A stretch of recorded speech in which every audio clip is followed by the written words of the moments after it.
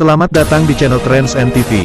Jangan lupa like, share, and subscribe dan nyalakan lonceng notifikasinya. Kurban yaitu hewan yang disembelih pada hari raya Idul Adha dan hari-hari tasyrik, baik berupa unta, sapi, maupun domba, dalam rangka mendekatkan diri kepada Allah Subhanahu wa Ta'ala. Terkait hal tersebut, banyak masyarakat Indonesia yang khawatir akan pemilihan hewan kurban yang akan dikurban saat ini, mengingat permasalahan penyakit PMK hewan ternak yang baru-baru ini sedang ramai dibicarakan. Dinas Ketahanan Pangan, Kelautan dan Pertanian atau KPKP, DKI Jakarta Tengah memastikan, sebanyak 58.010 ekor hewan kurban di Jakarta terbebas dari wabah penyakit kuku dan mulut, PMK, sehingga, masyarakat tidak perlu cemas menyambut Hari Raya Idul Adha 2022.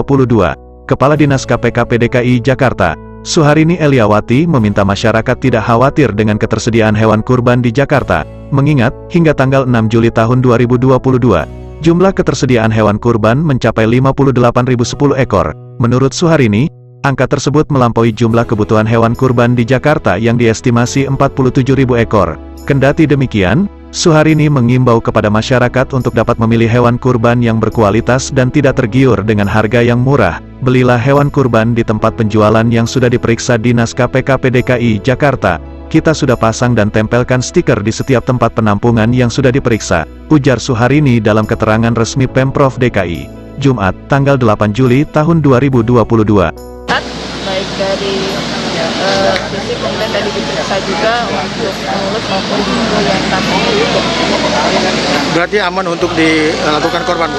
Insya Allah aman, mudah-mudahan sampai menjelang hari H dan hari H-nya kondisi hewan sehat, namun masih kita monitoring terus. Lebih lanjut, Suharini menuturkan, 58.010 hewan kurban yang tersedia terdiri dari sapi, kerbau, kambing dan domba yang berasal dari berbagai daerah di Indonesia, di antaranya berasal dari Jawa Barat, Jawa Tengah, hingga Nusa Tenggara Timur. Saat ini puluhan ribu ekor hewan kurban tersebut tersebar di 1.263 tempat penampungan hewan kurban di Jakarta. Namun, dari jumlah tersebut ditemukan 76 ekor hewan tidak layak kurban karena belum cukup umur, sehingga diberikan tanda dan dipisahkan. Meski demikian, belum ada temuan hewan kurban di Jakarta terkena penyakit mulut dan kuku, PMK, sampai saat ini.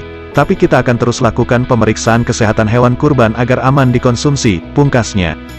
Penyakit mulut dan kuku. Petugas memeriksa kesehatan hewan kurban mulai dari pengambilan sampel darah hingga pemeriksaan mulut dan kuku. Ada 70 ekor hewan kurban sapi dan 243 hewan kambing yang diperiksa. Tidak ada ditemukan hewan kurban yang terjangkit penyakit antraks maupun PMK. Demikian informasi terkait hewan yang terbebas dari penyakit PMK yaitu penyakit mulut dan kuku untuk hewan kurban tahun ini. Terima kasih atas perhatiannya dan semoga bermanfaat.